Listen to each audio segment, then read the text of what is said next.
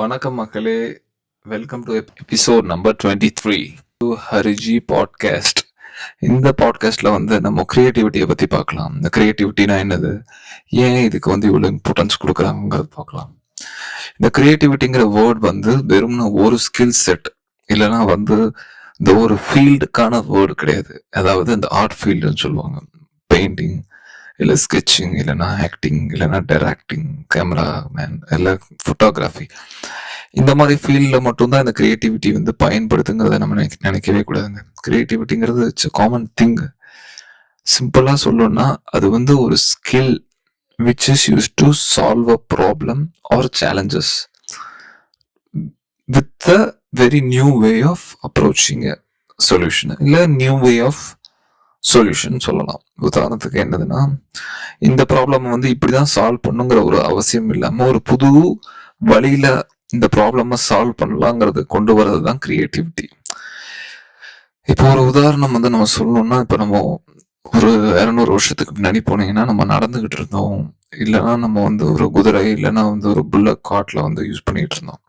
இப்போ நம்ம வேகமா போகணுங்கிற ஒரு ஐடியா புதுசா ட்ரை பண்றதுக்கு தான் நம்ம பைக் இல்ல காருங்கிற ஒரு பொருளை இனோவேட் பண்ணோம். அதாவது காட்டுல ஒரு மோட்டார் யூஸ் பண்ணி அந்த மோட்டாரை கண்ட்ரோல் பண்ணா எப்படி இருக்கும், அந்த கிரியேட்டிவிட்டி ஐடியா மூலமா வந்ததுதான் இப்போ இருக்க கார் ஆர் த ஆட்டோமொபைல்ஸ்.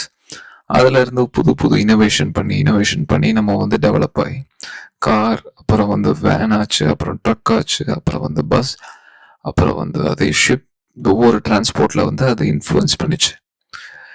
இந்த கிரியேட்டிவிட்டி தான் இந்த ப்ராசஸ்க்கு பேர் தான் கிரியேட்டிவிட்டின்னு சொல்லுவாங்க. அதாவது ஒவ்வொரு விஷயத்துக்கும் ஒவ்வொரு ப்ராப்ளத்துக்கும் புது வழியான சொல்யூஷன் கண்டுபிடிக்கிறது, ஒரு புது சொல்யூஷன் ரொம்ப டிஃப்ரெண்டா கொண்டு வரது, ஒரு டிஃப்ரெண்ட் வே ஆஃப் திங்கிங்னே சொல்லலாம். இந்த கிரியேட்டிவிட்டினால உங்களுக்கு என்ன நடக்கும், இன்னும் சிம்பிளா சொல்லணும்னா, இந்த கிரியேட்டிவிட்டியோட ஒரு 10 இம்பார்ட்டன்ஸ் சொல்றேன். இது அதிகமா இருக்கிறதுனால உங்களுக்கு என்ன நடக்கலாம். உதாரணத்துக்கு, நீங்க வழக்கமா சால்வ் பண்ற ப்ராப்ளத்தை நீங்க ரொம்ப எஃபிஷியண்டா சால்வ் பண்ணுவீங்க. எப்பவும் சால்வ் பண்ற ஒரு வே ஆஃப் இல்லாம ஒரு புது வே ஆஃப் அப்ரோச்சை நீங்க பயன்படுத்துவீங்க. சிம்பிளா சொல்லணும்னா, உங்களோட ப்ராப்ளம் சால்விங் எபிலிட்டி ரொம்ப அதிகமா இம்ப்ரூவ் ஆகும். அடுத்தது பாத்தீங்கன்னா, உங்களோட outside the box thinking அது ரொம்ப வளர்த்துக்கும். ஒரு விஷயத்த இப்படிதான் அணுகுறோங்கிற ஒரு நிலையை தாண்டி அதை வேற கோணத்துல நீங்க அணுக ஆரம்பிப்பீங்க. அதே மாதிரி கிரியேட்டிவிட்டி உங்களை ஒரு நல்ல ஒரு கம்யூனிகேட்டர் ஆகும். அந்த மைண்டுக்கும் அந்த பிரெயினுக்கும் டங்குக்கும் உள்ள ஒரு தொடர்பு ரொம்ப இன்டென்ஸ் ஆகும். ஸோ உங்களோட வே ஆஃப் கம்யூனிகேஷன் ரொம்ப அற்புதமா இருக்கும். இங்கிலீஷ்ல ஒரு வேர்ட் சொல்லுவாங்க, அதான் the ability to articulate the ideas. அது உங்களுக்கு அதிகமாவே இருக்கும். ஒரு விஷயத்தை எப்படி ரொம்ப தெளிவா சொல்றது, தேவையில்லாத விஷயத்தை அகற்றிட்டு ரொம்ப தேவையான விஷயத்த மட்டும் எப்படி தெளிவா சொல்றதுங்கிறது தான் ஆர்டிகுலேட்டிங் ஐடியா. அந்த எபிலிட்டி உங்களுக்கு அதிகமாகும். அடுத்தபடியா பாத்தீங்கன்னா, உங்களோட ஸ்ட்ரெஸ், அதே மாதிரி உங்களோட ரிலாக்ஸேஷன். ஸ்ட்ரெஸ் குறையும், உங்களோட ரிலாக்ஸேஷன் அதிகமாகும். சிம்பிளா சொல்லணும்னா, ஏன்னா நீங்க உங்களுக்கு ஒரு கான்ஃபிடன்ஸ், மேபி உங்களுக்கு ஒரு கான்ஃபிடென்ட் மாதிரி வந்துடும். அது உங்களுக்கு ஒரு பூஸ்ட் அப் கொடுக்கும்.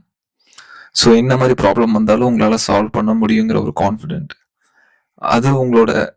அது மட்டும் இல்லாம உங்களோட எமோஷன்ஸை ரொம்ப கரெக்டா நீங்க எக்ஸ்பிரஸ் பண்ணுவீங்க. ரொம்ப டிஃபிகல்ட் ஃபீலிங்ஸ் ஆகும். ரொம்ப ஒரு மோசமான சுச்சுவேஷன்ல கூட உங்களோட எமோஷன் ரொம்ப பேலன்ஸ்டா இருக்கும். அதே மாதிரி செல்ஃப் சென்டரா இருப்பீங்க. நீங்க எந்த ஒரு எமோஷனல் ஸ்டார்ம்ல நீங்க தாக்கப்பட மாட்டீங்க. அஞ்சாவதா பாத்தீங்கன்னா, உங்களோட அடாப்டபிலிட்டி அதிகமாயிரும்.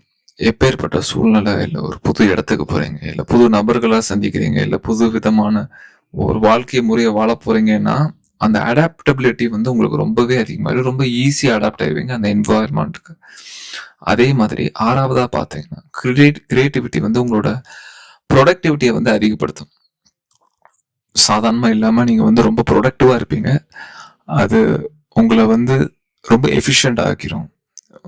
ப்ரொடக்டிவிட்டின்னா இது ஒரு ஜென்ரலான டேர்ம், நிறைய பேருக்கு தெரியறது இல்லை.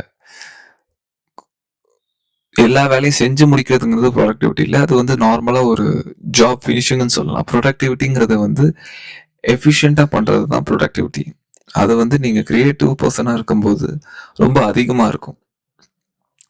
அதே மாதிரி கிரியேட்டிவிட்டி வந்து உங்கள வந்து ரொம்ப வேகமா வளர வைக்கும். ரொம்ப வேகமா கத்துக்க வைக்கும் நெறைய விஷயத்த. ஸோ இந்த கிரியேட்டிவிட்டிங்கிறது வந்து இதுலேருந்தே தெரிஞ்சிருக்கும் உங்களுக்கு ரொம்ப முக்கியமான விஷயம். இப்ப நான் சொல்றதெல்லாம் வந்து உங்களோட இன்னர் கோர் வேல்யூஸ். இது வந்து உங்களோட எக்ஸ்டர்னல் வேர்ல்ட்ல எப்படி யூஸ் ஆகுதுன்னா, உங்களோட ரிலேஷன்ஷிப் அப்புறம் உங்களோட கனெக்ஷன வந்து ரொம்ப ஸ்ட்ராங் ஆக்கும். நீங்க எந்த ஒரு நபர்கிட்டயும் நீங்க ஈஸியா கனெக்ட் ஆயிருவீங்க. உங்க ரிலேஷன்ஷிப் ஈஸியா பில்ட் பண்ணிக்க முடியும். நீங்க ரொம்ப வந்து ஒரு மெச்சூரிட்டியோட பெர்சனா இருப்பீங்க. அந்த ஒரு ஃப்ரெண்ட் மேக்கிங் எபிலிட்டி இல்லைன்னா வந்து ஒரு ஒரு டீப்பர் கனெக்ஷன் வந்து ரொம்ப ஈஸியா பெற்றுவீங்க. அடுத்ததா பாத்தீங்கன்னா, உங்களுக்குன்னு வந்து ஒரு பர்ப்பஸ வந்து அது கண்டுபிடிக்க உதவும் இந்த கிரியேட்டிவிட்டிங்கிறது. ஸோ நான் கிரியேட்டிவா இருக்கேன். ஸோ உங்களுக்கு வந்து எல்லா ப்ராப்ளத்துக்கும் வந்து சொல்யூஷன் கொண்டு வர எபிலிட்டி தெரிஞ்ச உடனே உங்களுக்கு என்ன தேவைங்கிறது புரிஞ்சிடும். ஸோ உங்க தேவையான விஷயத்துல எது எது தடங்களா இருக்கு, எது எது ப்ராப்ளம்ஸ் வந்து அதிகமா வருது, அதை நீங்க வந்து ஒன்னொன்னா சால்வ் பண்ண ஆரம்பிப்பீங்க. ஸோ அதை நீங்க பெட்டரா சால்வ் பண்ணும்போது அந்த விஷயத்துல நீங்க இன்னும் வந்து ஒரு படி மேல போய்க்கிட்டே இருப்பீங்க. அதுவே நேச்சுரலாவே அது உங்களுக்கு கோலை நோக்கி போகும். நிறைய பேர் சொல்லுவாங்க பர்பஸ் தான் கண்டுபிடிக்கணும், கோல் செட் பண்ணணும். நீங்க ஒரு ஒரு விஷயத்த பண்ணிக்கிட்டு இருக்கும்போது ஒரு சில இடத்துல வந்து நீங்க ஃப்ரீ ஃப்ளோல இருக்கணும். அந்த ஃப்ளோல விடும்போது ஆட்டோமேட்டிக்காவா நீங்களே அந்த கோலை நோக்கி போக ஆரம்பிச்சிருவீங்க. அந்த கோலே வந்து உங்களை அட்ராக்ட் பண்ண ஆரம்பிச்சிடும். கடைசியா பாத்தீங்கன்னா இது வந்து உங்களை வந்து ரொம்ப நாள் வந்து வாழ வைக்கும். உங்களோட லாஞ்சவிட்டி, அதாவது ரொம்ப காலங்களுக்கு வாழ்றதுக்கு வந்து இந்த கிரியேட்டிவிட்டிங்கிறது முக்கியம். சரி, நான் வந்து கிரியேட்டிவிட்டியோட பிளஸ் பாயிண்ட் சொல்லிட்டேன். கிரியேட்டிவிட்டி எதனால முக்கியங்கிறதையும் சொல்லிட்டேன். So that is plus point. என்ன மாதிரி விஷயங்கள் வந்து கிரியேட்டிவிட்டியை வந்து ரொம்ப அஃபெக்ட் பண்ணுதுங்கிறத வந்து நம்ம பார்க்கலாம் கைஸ். பெர்ஃபெக்ஷனிசம், நிறைய பேர் இந்த விஷயத்த கவனிச்சிருப்பீங்க. எந்த ஒரு வேலை பண்ணாலும் ஒரு சில நபர்கள் வந்து அதை பெர்ஃபெக்டா பண்ணணும்னு எதிர்பார்க்கறாங்க. அது எதிர்பார்க்கறது தப்பு இல்லை, ஆனா அதுல வந்து 100% பெர்ஃபெக்ஷன் எதிர்பார்க்கறது தான் ரொம்ப தவறு. அப்படிப்பட்ட நபர்கள் வந்து அந்த பெர்ஃபெக்ஷனை நோக்கியே போறதுனால அந்த செயலை வந்து சரியா பண்றதை தவிர்த்துருவாங்க. அந்த செயல்ல இருக்க பாடத்தை, அந்த செயலோட காசை வந்து விட்டுட்டு அதை வந்து ரொம்ப ஜட்ஜ்மெண்டலாகவும் செல்ஃப் எக்ஸ்பிரஷனுக்காகவும் போவாங்க. அப்புறம் ஃபியர் ஆஃப் ஃபெயிலியர்ஸா நடக்கும். ஸோ அது வந்து உங்களோட கிரியேட்டிவிட்டியை வந்து தடுத்துடும். அடுத்தது பார்த்தீங்கன்னா லேக் ஆஃப் ரிசோர்ஸஸ். உங்களோட டைம், உங்களோட எனர்ஜி நீங்க சரியா செலுத்தாதனால உங்களோட கிரியேட்டிவிட்டி வந்து கில் ஆகிறதுக்கான சான்சஸ் அதிகம். ஸ்ட்ரெஸ், இந்த ஸ்ட்ரெஸ்ஸுங்கிற ஒரு பெரிய வார்த்தை வந்து உங்களோட கிரியேட்டிவிட்டியை வந்து ரொம்ப ஒரு மோசமான நிலைமைக்கு வந்து தள்ளிடும் கைஸ். இந்த நீங்க ஸ்ட்ரெஸ்ஸா இருக்கும்போது நீங்க நல்லா கவனிச்சீங்க, உங்களுக்கு வந்து தெரியும் உங்களோட பிரெயினே வந்து வேலை செய்யாத மாதிரி ஒரு ஃபீலிங் உங்களுக்கு இருக்கும். ஸோ அது காரணம் வந்து அதோட இயல்பு தான். ஸோ நீங்க ஸ்ட்ரெஸ் எப்பவுமே ஆகக்கூடாது. அப்படி ஆனா அது வந்து உங்களோட கிரியேட்டிவிட்டியை வந்து அதிகமா பாதிக்கிறதுக்கான சான்சஸ் அதிகம். அப்புறம் ஒரு மிகப்பெரிய ஒரு கிரியேட்டிவிட்டி கில்லர்ஸ் அப்படின்னு பாத்தீங்கன்னா இந்த டிஜிட்டல் ப்ராடக்ட்ஸ். உதாரணத்துக்கு இந்த டெலிவிஷன், இந்த சோஷியல் மீடியா, இந்த சோஃபார், இந்த மொபைல் திங்ஸ் எல்லாம் பாத்தீங்கன்னா உங்களோட கிரியேட்டிவிட்டியை பயங்கரமா பாதிக்குங்கிறத வந்து நிறைய விதத்துல சொல்லியிருக்காங்க. முக்கியமா பாத்தீங்கன்னா எக்கனாமிக் டைம்ஸ்ல வந்து ஒரு ரிப்போர்ட் வந்திருக்குங்க 2016. அதுல என்ன சொல்லுதுன்னா 15 நிமிஷம் டிவி பார்க்கறதுனால ஒரு பசங்களோட கிரியேட்டிவிட்டி வந்து மோசமான நிலைக்கு போகுது, பயங்கரமா வந்து தடைப்படுத்துங்கிறத வந்து கண்டுபிடிச்சிருக்காங்க. ஸோ இந்த டெலிவிஷன் பார்க்கறதுனால என்ன நடக்கும்னா உங்களோட இமேஜினேஷன் வந்து தடைப்படும். உங்களோட அந்த அந்த ஒரு இமேஜ் மேக்கிங், அந்த ஸ்டோரிஸ் பில்டிங், அதே மாதிரி இந்த மாதிரி பண்றது வந்து ரொம்ப ரொம்ப தடைப்படும். ஏன்னா நீங்க வந்து ஒரு பிக்சருக்காக வந்து அடிக்ட் ஆயிருவீங்க. அடுத்ததா பாத்தீங்கன்னா உங்களோட ஒரிஜினல் ஐடியாஸ் வந்து உங்களுக்கு டிஸ்கரேஜிங்கா தெரியும். உங்களோட ஓன் ஸ்டோரி, உங்களோட ஓன் விஷுவல்ஸ் எல்லாம் வந்து உங்களுக்கே வந்து டிமோட்டிவா தெரியும். அது மட்டும் இல்லாம அந்த டிவிங்கிறது வந்து டே ட்ரீமிங் வந்து ரொம்ப ஸ்டிமுலேட் பண்ணிடும்.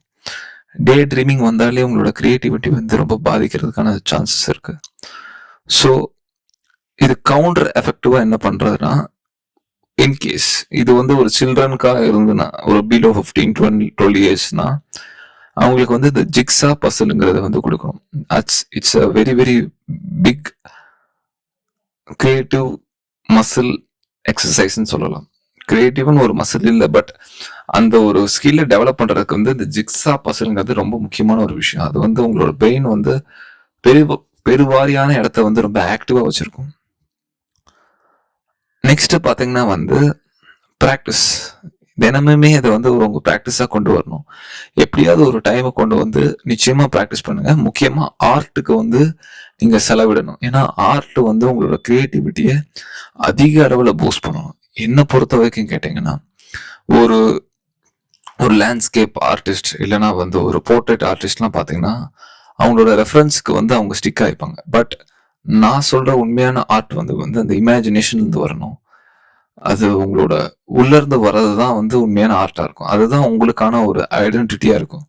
ஸோ நீங்கள் வந்து இந்த பேசிக் ஆர்ட்லாம் கற்றுக்கிட்டு அதை வந்து நீங்களே உங்களோட டச்சில் அதை வளர்க்க பாருங்க. ஏன்னா ஆர்ட் தான் வந்து கிரியேட்டிவிட்டியோட பெரிய பூஸ்டர். பட் கிரியேட்டிவிட்டி எதுனாலும் காட்டலாம்.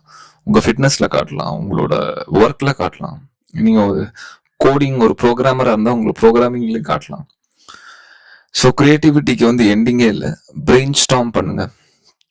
புது புது ஐடியாஸை வந்து நீங்கள் கொண்டு வர பாருங்க. அதை பற்றி டிஸ்கஸ் பண்ணுங்க.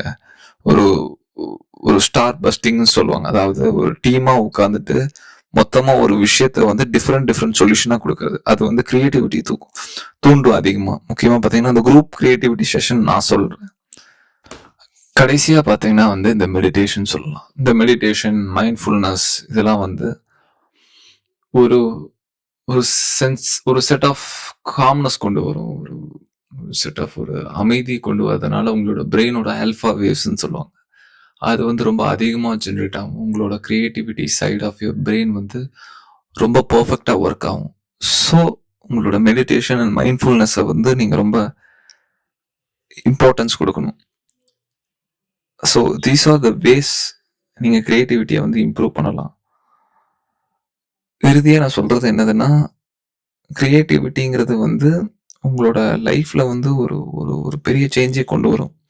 ஸோ கிரியேட்டிவிட்டி பர்பஸை வந்து நீங்கள் எப்போவுமே வந்து கரெக்டான பாத்தில் வச்சுக்கோங்க. ஸோ அது உங்களோட லைஃப்பில் வந்து ஒன் ஆஃப் த பார்ட்டாகவும் இருக்கட்டும். ஸோ கைஸ், இந்த வீடியோ பிடிச்சிருந்தா நிச்சயமாக லைக் கொடுங்க. இந்த வீடியோவை புது புது நபர்களுக்கு வந்து ஷேர் பண்ணுங்கள். நம்ம சேனலில் மறக்காமல் சப்ஸ்கிரைப் பண்ணுங்கள். பாய்.